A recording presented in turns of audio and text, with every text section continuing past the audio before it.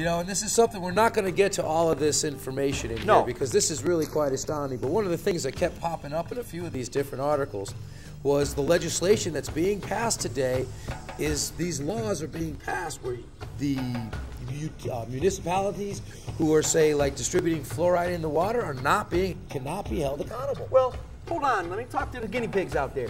All right, go online and check it out for yourself, will you please? Secret U.S. biological experimentation. I got a list here from 1931 up to what? 1997. It's not exhaustive, but let me tell you. Let me just roll a couple of them. Now, you wanted to mention the Tuskegee syphilis study. Tuskegee Airmen, Yep. Go ahead, roll with that. Yeah, and it was discovered around the 80s, but... It was 1932 where it actually happened. Yeah, when it all started. For those history buffs and those who've seen the movie Tuskegee Airmen, it was the first black fighter squadron ever formed during World War II, and they kicked ass. Let me tell you, they were the best fighter squadron. They never lost a bomber group escorting. But the whole catch was what the military was doing, and this was discovered back in the 80s, was for over 40 years, some 48 or so personnel were being treated, supposedly being treated for syphilis and gonorrhea. But what they were actually doing was studying the long-term effects of these diseases, trying different treatments to see what they would do. Human guinea pigs! That's right. And what else did we do in the 50s? Atomic bomb radiation. Well, don't get way ahead of me. Wait, don't get way ahead of me, brother. But yeah, guess what? There was... You know, I don't forget what the number was. It's 200 or 300 people, all right, that they did this to, black men, all right? And they all subsequently died of syphilis. Rotten, dirty bastards. Let me tell you something. Like I said, folks, this goes on and on.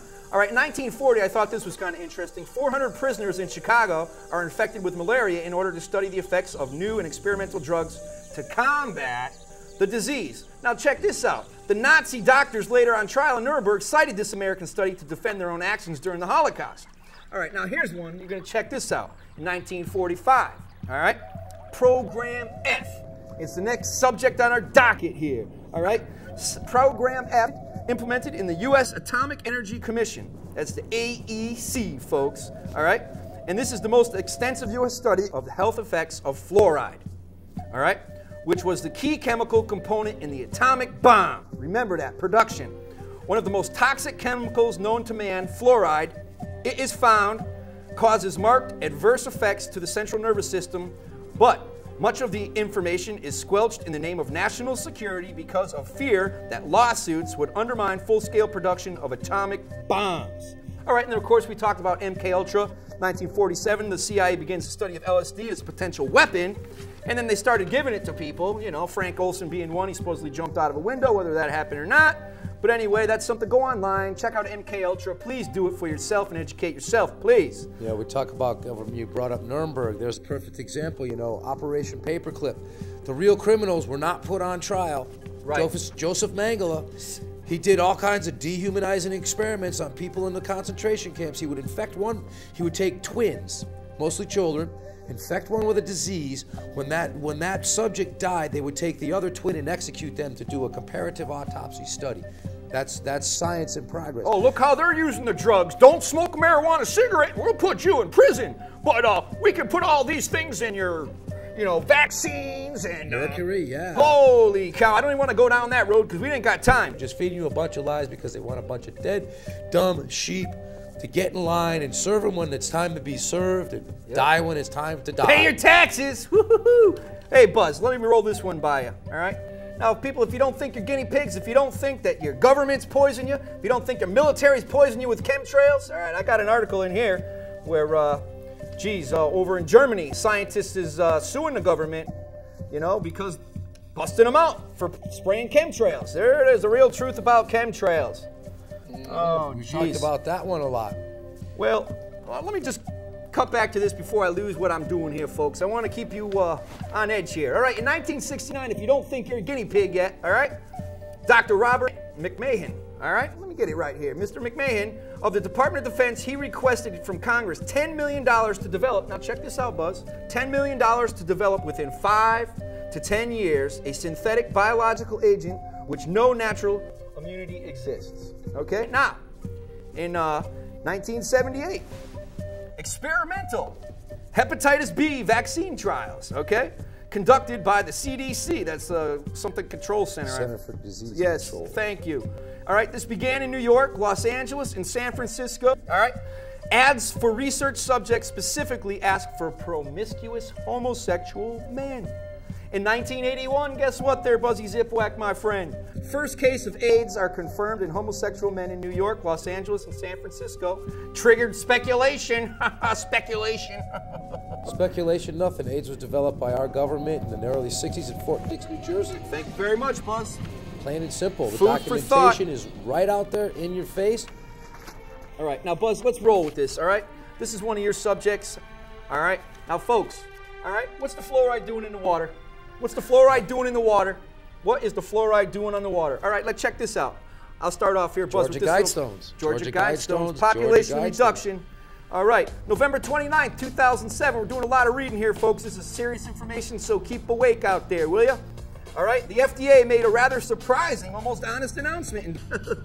It said that it could not protect Americans from the dangers of drugs. Good God almighty. A 56-page report, all right, by its subcommittee on science and technology stated that the FDA, quote, suffers from serious scientific deficiencies and is not positioned to meet current or emerging regulatory responsibilities.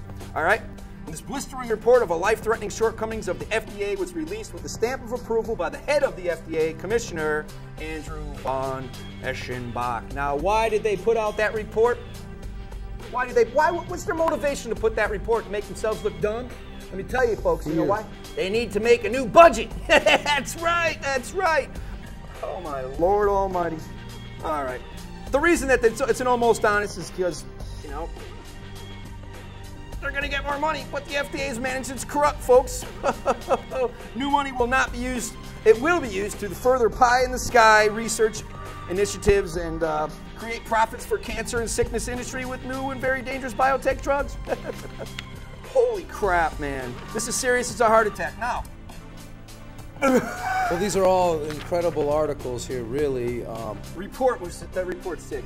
You know, this goes on to say the use of drugs as a primary tool of healthcare in our society is a $100 billion a year scam, as well as direct and dire danger to the health of anyone taking almost any medication for any period of time. On top of that, American citizens are being raped by excessive drug prices compared to any other country in the world. It is an acknowledged fact that the FDA has almost no clue that it actually risks commonly used drugs in the market today and has totally failed the American public on post-market safety of drugs. Drug companies do everything in their power to suppress risk information and paint a false picture of benefits even when they know drugs needlessly kill or injure. Now, on the very first part of this article here from about the fluoride conspiracy, I like it. It says here, tell a lie often enough and loud enough, and the people will believe it. Oh, who said that? Who said that? Oh, must have been Adolf. Hitler. Another interesting quote about from Adolf Hitler. I care not about free thinkers. Let me educate the children, and I will control the state. Woohoo! Well, the second quote from this fluoride conspiracy here is the fluoridation is the greatest case of scientific fraud of the century. All right, and that's Robert Carlton, PhD, former EPA scientist, 1992. Now, the history of forcing fluoride on humans, it's wrought with lies, greed, and deception. All right, governments that add fluoride to the drinking water supplies insist that it's safe, beneficial, and necessary. You know, they tell you it's good for the kids and for your teeth, but let me tell you something, folks. Get in our time machine. Woo, yeah! And we're going to go back in time right now, 1924, all right? You ever heard of IG Farben? All right, well, that's a German chemical manufacturing company. All right, well, back in the day, 1924, all right, it started receiving loans from American bankers, gradually leading to the creation of the huge IG Farben cartel. 1928, none other than Mr. Henry Ford, all right, leading to, let me get back to it, and American Standard Oil, or none other than the Rockefellers, all right? They merged all of their assets with IG Farben, and by the early 30s, folks, all right, there were more than 100 American corporations which each had subsidiaries and cooperative understandings in Germany. All right? And we could go on with all the people. the Nazi war machine. Oh, yeah. In 1939, folks, okay, under the Alted Agreement, American Aluminum Company, Alcoa, if you watch Food for Thought, all right, we told you about the Elkhorn document, what Alcoa did during World War II. Standard Oil. Well, what they did was they gave their aluminum to the Germans, so we couldn't get our planes manufactured. You know? Whoa! A lot But of anyway. different